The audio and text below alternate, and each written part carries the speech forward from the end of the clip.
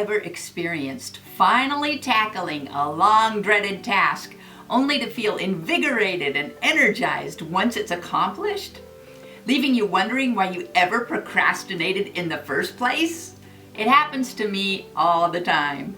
Those long-dreaded tasks are also known as energy drains. Those things we keep avoiding are like an anchor weighing us down. But once you bite the bullet and do them, it's an instant energy infusion. I'd like to brag for a moment about my accomplished grandmother, Catherine Lester, my dad's mother. According to my dad, she was one of 6 children.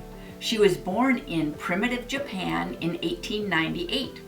Her father, Barnabas, was the greatest living foreign scholar of the Japanese language, both written and spoken at the time.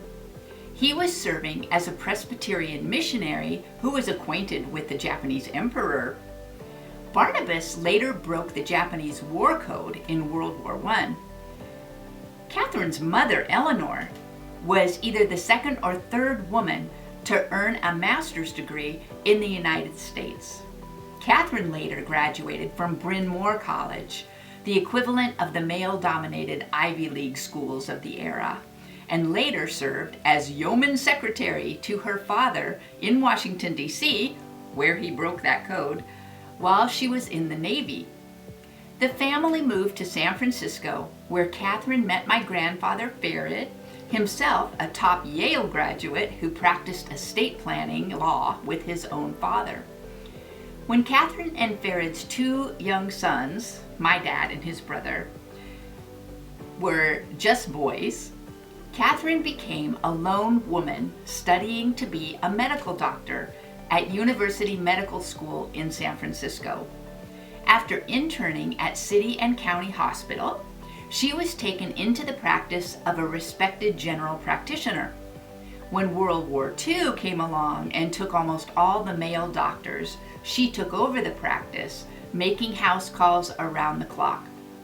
Years later, after Farid's death, she ran a Quaker missionary hospital in Kenya for 3 years. Though she and I were not intimately close, I greatly admired her smarts, spunk, musical talent, and impressive engagement with life right up to the end. I always enjoyed spending time in her presence, though she was never the cushy, doting grandmotherly type.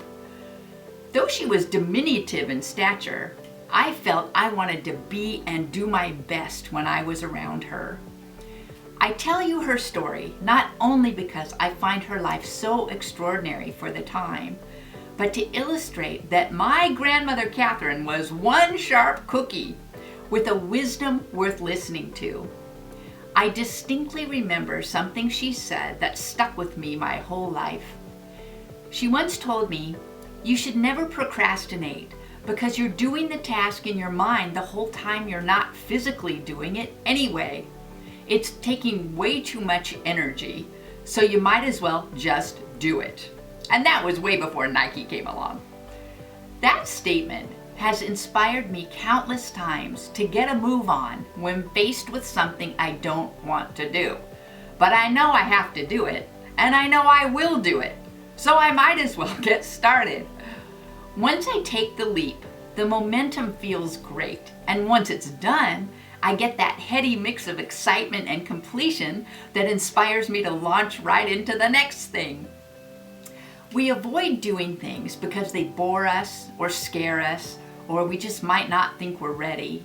But putting it off builds obstacles in our path and makes the job psychologically harder than ever to get started.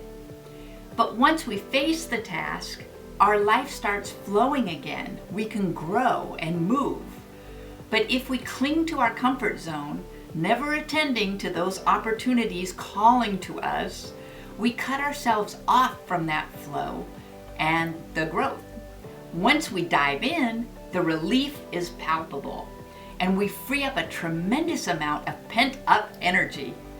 Whenever we're feeling stalled, frustrated, stuck, or lethargic, we can give ourselves an energy injection by doing that thing we're avoiding.